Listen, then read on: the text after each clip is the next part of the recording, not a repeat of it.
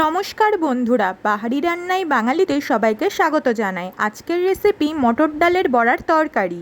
প্রথমেই আমি 1.5 কাপ মতো মটর ডাল 2 থেকে 3 ঘন্টা জলে ভিজিয়ে রেখেছিলাম। তারপর মিক্সারে সেই ডালটা দিয়ে তাতে সামান্য পরিমাণ লবণ দিয়ে ডালটাকে মিহি করে বেটে নিয়েছি। এরপর এর মধ্যে 1/2 চা চামচ হলুদ আর 1/2 চামচের একটু কম কালো জিরে দিয়ে ব্লেন্ডার দিয়ে ভালো করে ফেটিয়ে নিলাম।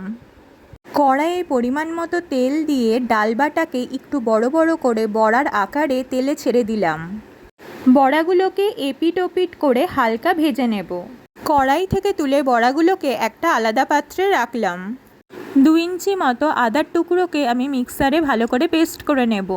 বড়া ভাজার অতিরিক্ত তেলটা তুলে রেখে কড়াইয়ে 1 চা চামচ ঘি দিয়ে দিলাম।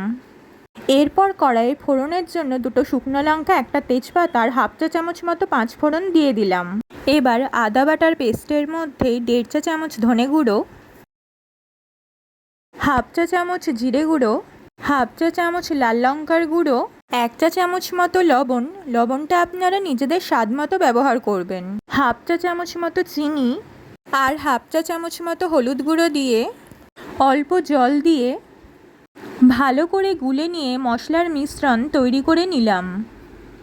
এবার কড়াইয়ে মশলার মিশ্রণটা ঢেলে দিয়ে বেশ ভালোভাবে একটু নাড়িয়ে নিয়ে একটু ফুটতে শুরু করলে ঢাকা দিয়ে আঁচ কমিয়ে 5 থেকে 6 মিনিট রাখবো। ঢাকা খোলার পর দেখলাম মশলা থেকে তেল ভালো মতন ছেড়ে এসেছে। এরপর কড়াইয়ে 3 কাপ মতো জল দিয়ে দিলাম। ঝোলটাকে এবার একটু নাড়িয়ে নিয়ে ফুটিয়ে নেব। ঝোলটা একটু ফুটে উঠলে ভেজে রাখা বড়াগুলো ঝোলের মধ্যে দিয়ে দিলাম।